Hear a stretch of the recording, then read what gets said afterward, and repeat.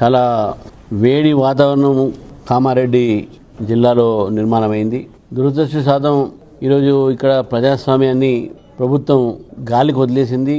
మేము గ్రామంలో కామారెడ్డి టౌన్లో కానీ బాన్స్వాడ కానీ పోదామంటే కూడా ప్రభుత్వం పోనీయట్లేదు.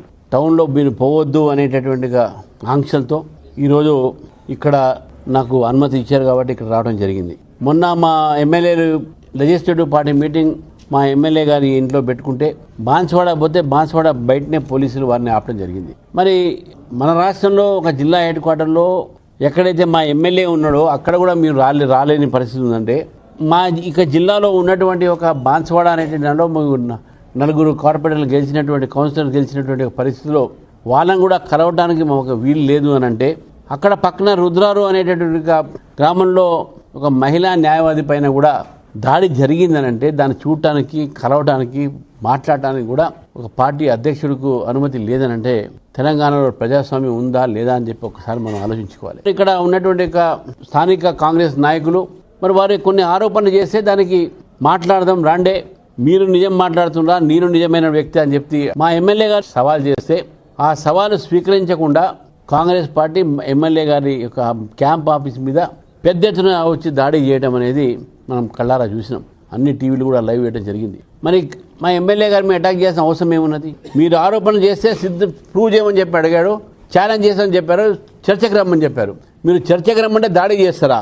అదే బాన్స్వాడలో కూడా ఒక మాల్లో ఒక అమ్మాయి అక్కడ ఉన్నటువంటి కొంతమంది మహిళా కార్మికులు దుర్గామాత పాటలు వింటూ ఉంటే మరి మస్జిద్ పార్టీకి సంబంధించిన కొంతమంది కార్యకర్తలు అక్కడ పోయి ఆమెను ఆపి అగత్యాలు చేసే ప్రయత్నం చేసి ఆమెను హింసించి మత ఘర్షణకు ఒక వాతావరణం నిర్మాణం చేసి ఈరోజు అక్కడ ఉంటే పోలీసులు మాత్రం మౌన ప్రేక్షకులుగా ఉండి ఎవరి మీద కేసులు పెట్టారండి?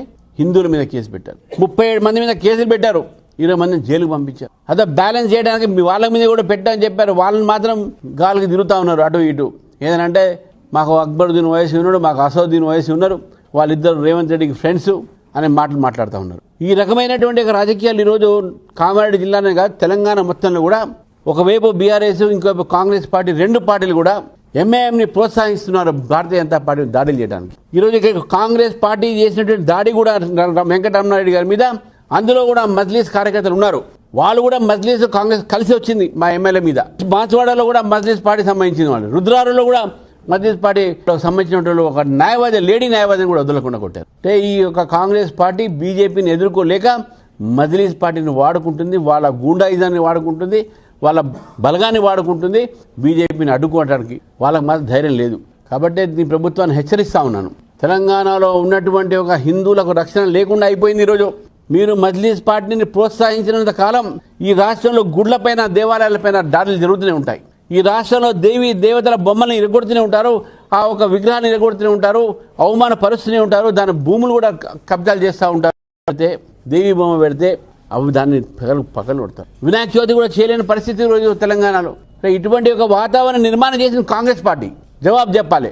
బాన్స్వాడలో ఏమవుతుంది, ఎందుకు కేసులు పెట్టారు హిందువుల మీద, వాళ్ళు ఏం పాపం చేశారని చెప్పేసి అమాయకులైనటువంటి ఒక పిల్లల మీద కేసు పెట్టారు, మీరు ఒక మూగివాడ మీద కేసు పెట్టారు.